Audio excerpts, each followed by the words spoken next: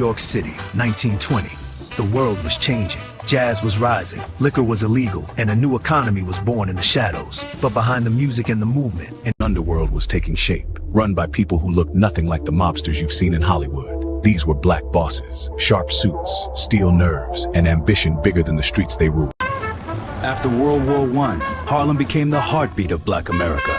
Migrants from the South and the Caribbean flooded its streets, bringing rhythm, talent, and hustle. While white gangsters like Al Capone and Dutch Schultz dominated the headlines, a quieter revolution brewed uptown. Prohibition banned alcohol, but it didn't kill the nightlife. It made it profitable. Liquor, gambling, narcotics, the new currencies of survival, and Harlem's entrepreneurs saw opportunity. The first kingpin wasn't a killer or a thug. He was a mathematician with a moral code. His name was Casper Holstein. He turned odds and equations into the Harlem numbers racket. Born in the Virgin Islands, Casper Holstein came to New York as a boy. By day, he worked as a janitor. By night, he studied numbers. Literally. Using a little math, he built Harlem's first organized numbers racket. For a nickel bet, players could win $600, tax-free, untouchable, and addictive.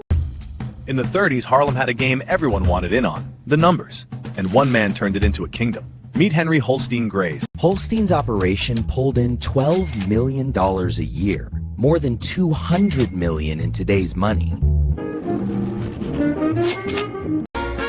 Holstein kept his empire clean, no killings, no street violence, and donated thousands to Harlem schools, hospitals, and artists. His rise made him a king, but she answered to no one. Stephanie St. Clair, Harlem's numbers queen. Madame Stephanie St. Clair, born in Guadeloupe, came to New York with nothing, left a legend. This is her street, her game, her empire. Holstein started the numbers. I made them sharper, cleaner, mine. I run slips out of beauty shops, pool halls, and churches. Folks play because the payouts are good. They stay because no one crosses me twice. Police say St. Clair, known as Madam Queen, runs one of the city's largest gambling rings. From dice games in smoky back rooms to secret ledgers and a network that stretches clear across Harlem, the Queen sits at the center of it all. She dressed like royalty, spoke with eloquence, and refused to bow to corrupt cops or white mobsters. When Dutch Schultz tried to invade Harlem, she waged war. The fight wasn't just about territory. It was about power and respect. St. Clair paid bail for her arrested runners. She didn't whisper, she printed. Warnings to her enemies ran bold in the black press, and each copy carried a threat they could not ignore. Then she turned the ink on the police, publishing the ledgers, the bribe. But Harlem was changing. The 1920s nightlife had opened a new door, and what lay beyond was darker. The drug trade.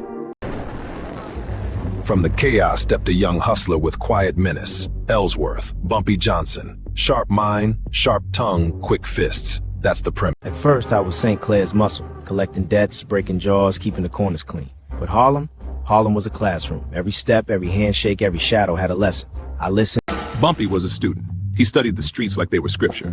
Every hustle, every angle, every power that moved uptown. And in a Harlem roaring with jazz and ambition, he learned quickly. By the time the 30s hit, where the trains used to roar, a city grew beneath the city. It wasn't on any map, no mayor, no council, just folks trying to make it through the hard times together.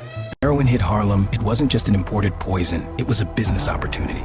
Streets turned into storefronts. Rooftops became boardrooms, and every corner a chance to rise. Harlem, 1931. You want in, you pay respect. Respect we can buy. Not this kind. They came for a piece of Harlem. Luciano, Genovese, Schultz, but business runs through me. He kept the peace, set the prices, protected the block. And when someone broke the code, I make sure they remember why we had one. Harlem runs on his code. Behind Harlem's glamour were hidden trade routes. From ships docked in New York to Pullman porters carrying small packets of powder down rail lines to Chicago and New Orleans. no cartels, no FBI lists, just neighbors, cousins, aunties, barbers, and Sunday cooks linking hands to keep the lights on. An invisible grid stretching from church basements to city buses. While the papers chased Capone in Chicago and Luciano downtown, Harlem's traffickers moved quiet. They built fortunes in smoky rooms and rain-slick streets, counting the city's hunger bottle by bottle. The Great Depression hit Harlem hard. Money dried up, police raids intensified, and black bosses became convenient targets. They took Holstein in the dark, wrapped his world in canvas and diesel fumes. You lock me up, you better plan on keeping the key. St. Clair sat in a box of blue concrete, and Bumpy, he was never alone. But their stories left something behind, a blueprint for self-made power in a system that offered none. The black drug bosses of the 1920s weren't just criminals. They were symbols of control, resistance, and vision. They ran numbers to fund schools. They sold liquor to feed families. They built an empire in a world that called them invisible. A century later, Harlem still moves to their echo.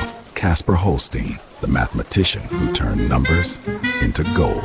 Stephanie St. Clair, the queen who challenged mob and police alike. And Bumpy Johnson, the man who kept Harlem on its feet when the world wanted it on its knees. That's the premise.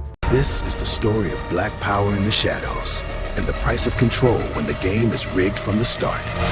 The game was rigged, but still we play.